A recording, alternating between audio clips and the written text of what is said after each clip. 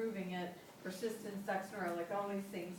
And then there was an individual donor audience base, something that you were able to But we started, latch onto, and there's grants, but Yeah. there's more to it. yeah, okay, well, let's talk about grants, because we didn't have a grants writer.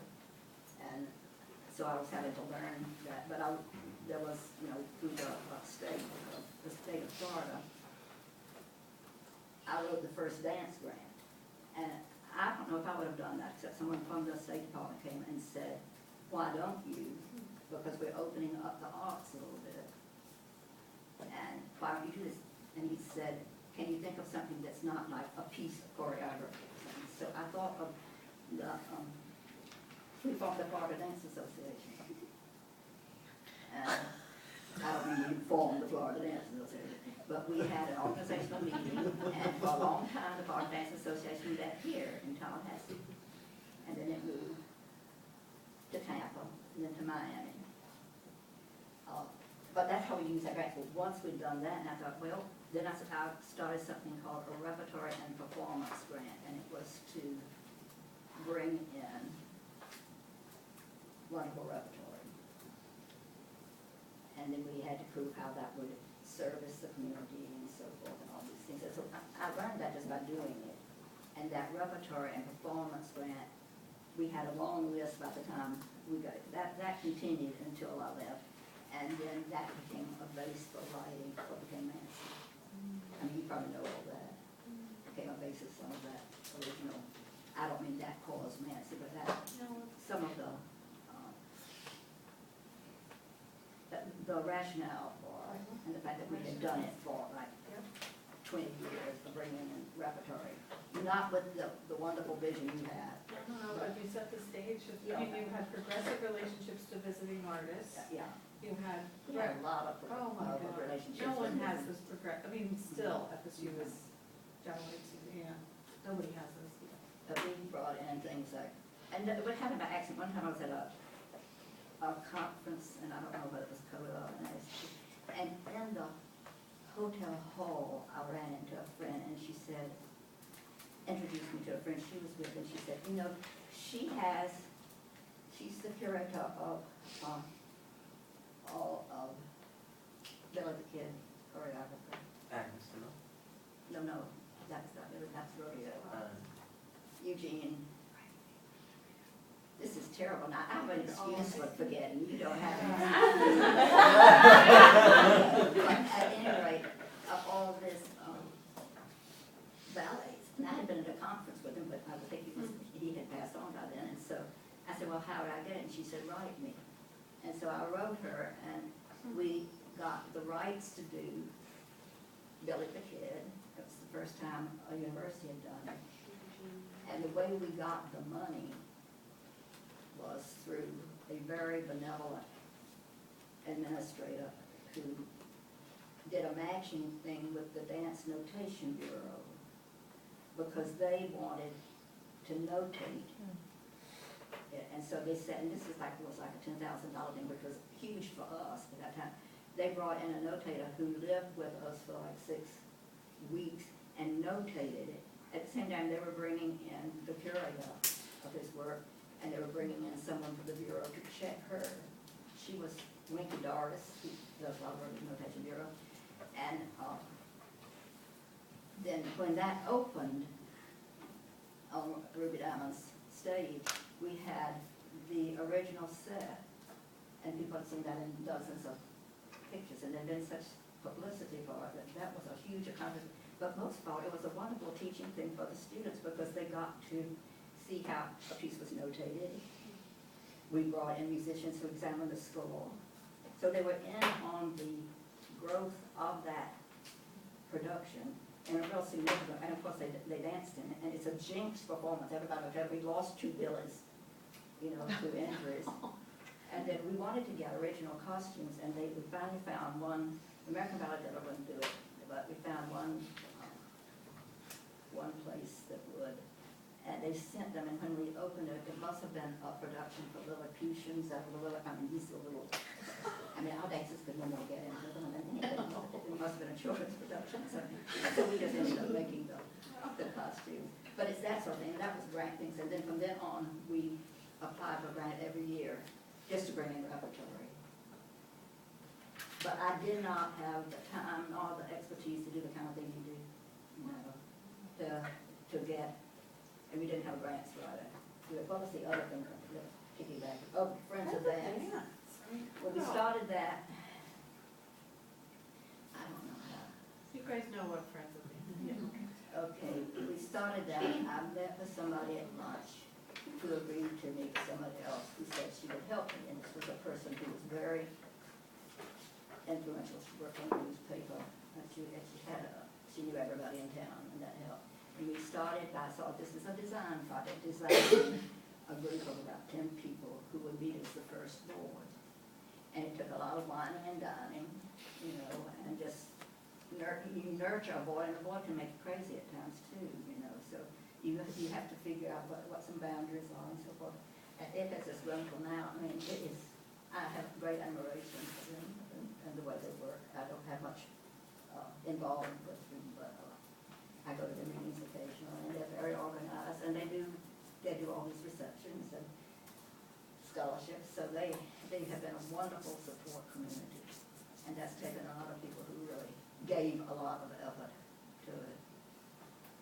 When you started that or with this other partner, or partners, did you think we need resources? Here's a group that wants to be, like, what, is there a chicken or egg there? Yeah. Or there's a group that wants to be more invested and this is the way they could contribute? It didn't start with the group, well, it started with people who had liked the program. They liked going to the concerts, but none of them was saying, oh, that's a form Friends of Dance, you know. We got them together, and I had done sort of a little, I don't know, not an agenda, but a kind of profile of what I thought would be good, but it was going to be up to them to tweak it and do what they wanted to. There were two things that I thought first we needed funds. We needed scholarships, and we needed to build audience appetite. Because, you know, when I first did come back from Texas,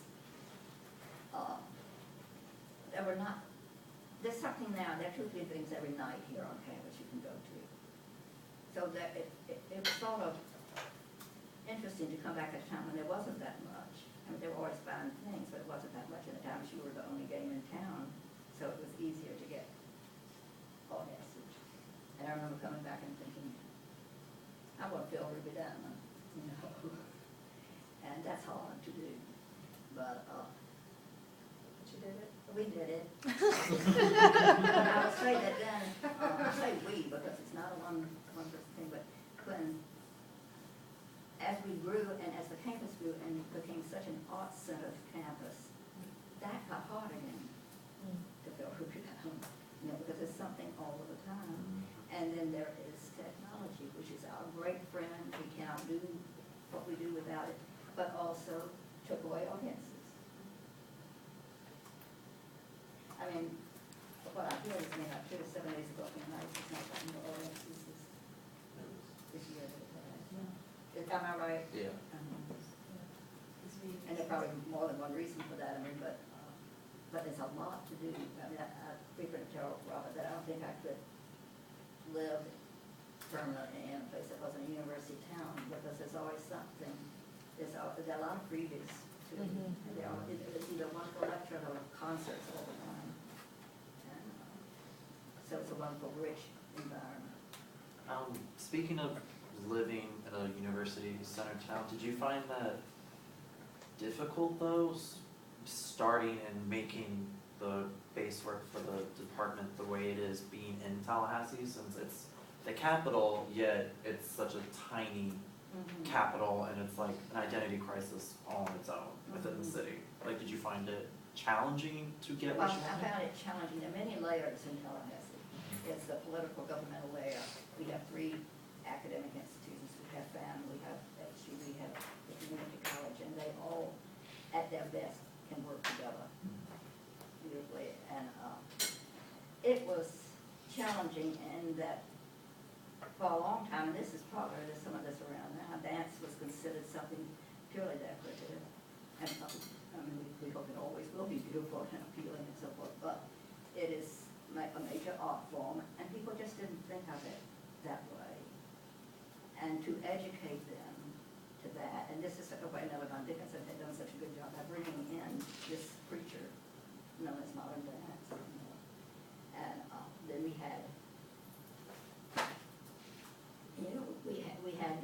challenge, I think, to make people really want to come to see it. There was a kind of repertory that in the early days, I would not have shown. And I just have to be honest about that, because you would have killed the thing we're trying to grow if you showed it. You know, if I had shown some of the things that we have, I think Nancy's one of the best things that's happened to the program right now. I always say that whenever I can. But if we'd shown some of the things that Nancy brings in Ruby Diamond, I might, at one time, I would have lost my job, probably. And the world is different now, and you make choices judiciously. And my whole thing, I used to tell the faculty, is in terms of selling seats in Ruby Diamond, we want to sell out without selling out. We don't want to schmuck on the stage just because it might get a lot of people, but there's certain things you're not going to do. I think that's changed a lot. But those were some of the challenges I would get. There was a while when, and I did not think, I thought we were being very careful about all this, but there were a few years when I would get at least one telephone call from somebody saying, well, now this will shock you. This was not that so long ago. We did Day on Earth, and Peggy Lyman was on the faculty then, and she performed it with Peter Sparling. And so we usually did the thing, where you were on the Today Show, the local Today Show, and they did a clip of them dancing, and there's a time where he supports her. It is the most benign lift in the world, you know, but he just supports her, and she does sort of a layout. Well, I got phone calls about that. We saw this on television. Or I get a phone call from a mother. Or a daddy. This advanced daddies are fierce. They're every bit as challenging sometimes as ballet mamas, you know. But I couldn't call the same. Do you think I can bring my children to your concert? Well, how do you answer that?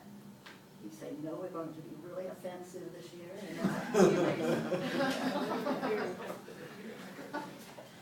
And so you just answer tactfully and say, well, don't think there's going to be anything that would offend them. There were those challenges. I don't consider those very major. I mean, we were careful. I don't think, but you did deal with some of that. Most of all, it was just building the appetite. I think it was challenging. And there's still, there'll always be people who think that dance has no place in academia. That was the hard sell all the way through, was that this was a wonderful major art form. It was also a way of knowing and learning. See, music had fought that. Nobody would say, well, music doesn't belong here. The way it happened was music, art, theater, dance. We were the new kids on the block. Arguments were the same, that art making can be a transformative experience. You know, I don't have to sell you on that. So, but I mean, this is the kind of thing that always needs to be said whenever you can, and you have the chance to say it. But it is important to rehearse beforehand. On that note, how about the tenure process? If you helped create the department, then were you involved in these first getting tenure for faculty? And what, because there's still colleges who, Barnard College faculty can't get tenure. Yeah, and the film school here doesn't have tenure, but that's not understanding. I don't know that, okay. Well, But did you make that, carve that path too for us? You had to. well, yeah, we had to start out on, see, when I first came back, tenure was rather informal. You know, all these structures, it's just like search committees. I mean, I could really pick up the phone and call and get somebody to hire, and if the dean approved, that would be okay. It's just that we didn't get them at that couple very well. But the tenure thing was those many layers of committees that we have now for tenure, that started coming in, I think, more